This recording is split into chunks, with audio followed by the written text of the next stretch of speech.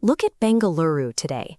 It is a hyper-dense digital powerhouse pumping out $64 billion in IT exports every single year. But roll the clock back to the 1970s, and you would find a quiet, tree-lined haven known almost exclusively as a paradise for retirees. So how does a sleepy town of parks and public offices engineer itself into the tech capital of Asia? It starts with a century-old investment in human capital. In 1909, the Indian Institute of Science opened its doors, laying the academic foundation for generations of engineers. Decades later, the Indian government made a strategic choice to headquarter its heavy aerospace and defense engineering sectors right here in the city.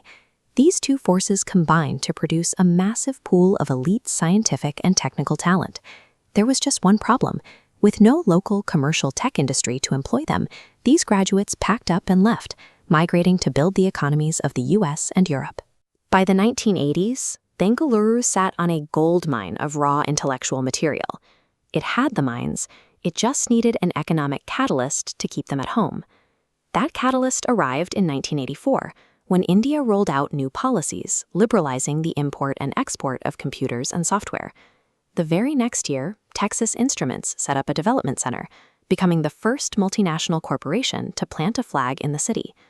The math for foreign companies was simple. They could hire highly skilled engineers for a fraction of what they paid in the West. This map shows the physical limitation of the era.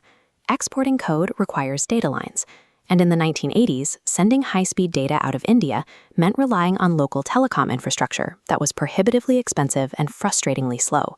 To bypass this issue, the government established the Software Technology Parks of India, or STPI.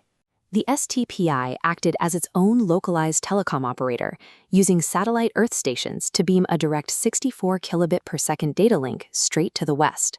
By slashing telecommunication costs and bypassing the local monopoly, the government made it possible for homegrown Indian companies to compete globally. Entrepreneurs like Narayana Murthy seized on this cheap, high-speed infrastructure to build global IT service giants like Infosys. The success of these companies physically altered the landscape as sprawling modern tech parks began to replace the old public sector offices. Global tech brands like Microsoft and IBM noticed. They stopped looking for cheap back-office support and started building massive Tier 1 research and development centers. Soon, the engineers working in those glass towers started leaving to build their own products, triggering an explosion of homegrown startups in the 2010s. This chart shows the sheer scale of the resulting startup boom. Investors poured $10.8 billion into the city's tech ecosystem in 2022 alone. Bengaluru had built a self-sustaining loop of talent, infrastructure, and capital. The brain drain was officially reversed. But a city's digital output can scale infinitely. Its physical footprint cannot. Attracted by the booming tech sector, the population ballooned from 6.5 million people in 2001 to nearly 13 million today. The parks and tree-lined streets of the old garden city were paved over, replaced by a dense sprawl of concrete that bleeds deep into the surrounding farmland. The local infrastructure simply was not built for a population of this size. Today, residents navigate gridlocked traffic daily and face severe, recurring shortages of basic drinking water.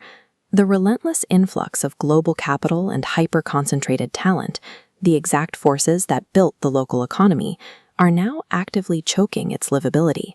Bangalore offers a proven blueprint for the developing world. Invest in higher education, deploy strategic data infrastructure, and open doors to global capital.